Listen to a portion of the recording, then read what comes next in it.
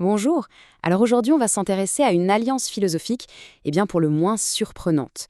Prenez trois penseurs, trois univers qui, a priori, n'ont absolument rien en commun.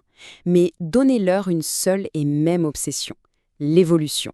Le résultat, c'est tout simplement une redéfinition radicale de ce qu'est la philosophie. Voilà, la question est posée. Nietzsche, Bergson, Dewey. On a un provocateur allemand, un métaphysicien français, un pragmatiste américain. À première vue, tout les oppose, le style, les objectifs, la nationalité même. Et pourtant, il y a bien un fil rouge qui les relie très solidement. C'est ce puzzle qu'on va tenter d'assembler ensemble. Allez, on plonge dans ce trio improbable, parce que, malgré toutes les différences qui sautent aux yeux, ces trois grands esprits partagent un intérêt profond, oui, on peut même parler d'obsession, pour une idée qui va littéralement bouleverser leur époque et changer les règles du jeu en philosophie. Pour bien comprendre à quel point cette alliance est étonnante, il faut juste regarder leurs projets respectifs. D'un côté, on a Nietzsche, le grand provocateur, qui s'attaque au fondement même de la culture, de la morale. De l'autre, Bergson, le métaphysicien, qui essaie de capter la nature du temps, de la conscience. Et puis Dewey, l'américain pragmatique, qui veut reconstruire toute la philo sur un modèle quasi scientifique expérimental. Franchement, difficile de faire plus éloigné. Alors, quel peut bien être le point de contact entre des routes aussi différentes ? Eh bien, voilà la clé de l'énigme. Ce qui les unit, c'est leur fascination, et j'insiste sur le mot critique, pour la théorie de l'évolution. Pour eux, ce n'est pas juste un fait scientifique à prendre ou à laisser, non, c'est un levier, un outil incroyablement puissant pour repenser la philosophie de A à Z. Et leur relation à Darwin est loin d'être simple. Il ne s'agit pas du tout d'être pour ou contre Darwin, non, non. Leur approche est bien plus subtile et honnêtement bien plus passionnante que ça. Ici, il y a un point vraiment crucial à comprendre. Le darwinisme de leur temps, ce n'est pas le bloc de certitude qu'on imagine aujourd'hui. C'était un véritable champ de bataille intellectuelle, plein d'interprétations qui partaient dans tous les sens. Nos trois penseurs, ils ne réagissent pas à un dogme figé. En fait, ils participent activement à une immense conversation, parfois très houleuse. Et c'est précisément là qu'on trouve leur ambition commune. Pour eux, l'évolution, ce n'est pas juste un sujet d'étude, c'est une arme, un outil stratégique pour faire sauter les vieilles fondations de la pensée occidentale et pour reconstruire quelque chose de totalement neuf. Pour bien saisir leur projet, ce qu'ils veulent construire, il faut d'abord voir contre quoi ils se battent.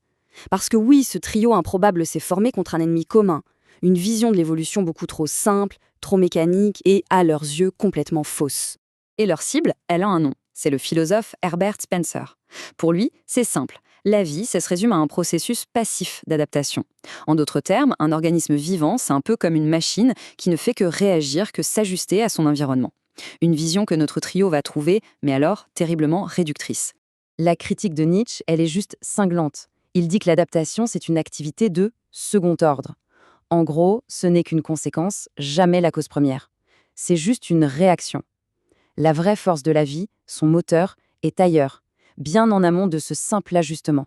Et c'est là que ça devient fascinant. Bergson dit quasiment la même chose. On voit vraiment la convergence. L'adaptation, dit-il, ça peut expliquer les petits virages, les sinuosités du chemin de la vie. Mais ça n'explique jamais le mouvement lui-même, l'impulsion de départ, cette force qui pousse la vie à aller de l'avant. Donc, voilà le point central qui les unit. Pour Nietzsche, Bergson et Dewey, la vie n'est pas une simple survie passive, une réactivité. C'est une force active, spontanée, expansive. Chez Nietzsche, ça s'appelle la volonté de puissance, ce désir de croître, de dominer son environnement. Chez Bergson, c'est l'élan vital, une pulsion créatrice qui invente sans cesse du nouveau. Et chez Dewey, c'est un processus d'expérimentation. Bref, la vie agit sur le monde, au moins autant qu'elle y réagit. Bon, maintenant, on passe à la vitesse supérieure, parce que cette critique de l'adaptation, ce n'était en fait qu'un tremplin. Leur véritable cible, elle est bien plus grosse, c'est toute la tradition philosophique occidentale. Nietzsche a trouvé un mot génial pour ça, l'égypticisme. Il décrit cette manie des philosophes, depuis Platon, de mépriser le changement, le mouvement, le devenir, pour ne chercher que des vérités éternelles, statiques, figées comme des momies dans leur pyramide de concepts. Le changement de perspective qu'il propose est total, c'est une vraie révolution. On passe d'une philosophie obsédée par l'être immuable à une philosophie qui embrasse enfin le devenir. Les concepts ne sont plus des reflets de vérités éternelles, non. Ils redeviennent ce qu'ils sont, des outils forgés par l'évolution pour nous aider à survivre. Et ça, c'est peut-être leur idée la plus radicale. Notre intelligence, notre logique, la façon dont on découpe le monde en catégories, tout ça, ça n'a pas pour but de nous montrer la vérité absolue. Ce sont des instruments tout simplement, qui ont été affûtés au fil de millions d'années d'évolution pour nous permettre d'agir efficacement dans le monde. Ni plus ni moins. Mais attention, ils ne font pas que déconstruire. Après avoir fait un grand ménage dans cet héritage platonicien, une question immense se pose. Qu'est-ce qu'on construit à la place? C'est quoi la nouvelle mission de la philosophie? Leur projet est fondamentalement positif, créatif. Le but n'est pas de tout détruire pour le plaisir, bien au contraire, il s'agit de forger une nouvelle philosophie, une philosophie vivante, engagée dans le monde, qui ne se contente pas de contempler la vie de loin, mais qui l'aide activement à devenir plus intense, plus riche. On peut résumer leur méthode en 4 grandes étapes, qui sont communes aux 3. 1. On fait de la généalogie. On devient des archéologues de nos propres valeurs pour voir d'où elles viennent. 2. On analyse leurs fonctions passées. À quoi ont-elles bien pu servir? 3, et c'est l'étape cruciale, on devient des créateurs. On invente, on teste activement de nouvelles valeurs. Et enfin 4, on met la philosophie au service de l'action concrète.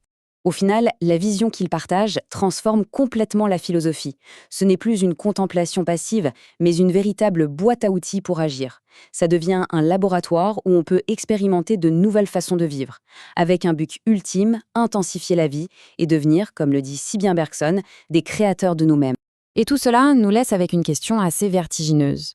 Si nos morales, nos vérités, nos idéaux ne sont finalement que des outils, hérités du passé, et adaptés à des conditions qui ne sont peut-être plus les nôtres, alors la tâche la plus urgente ne serait-elle pas de se mettre au travail pour en forger de nouveaux, des outils plus adaptés aux défis de notre monde? La question, aujourd'hui comme hier, reste entièrement ouverte.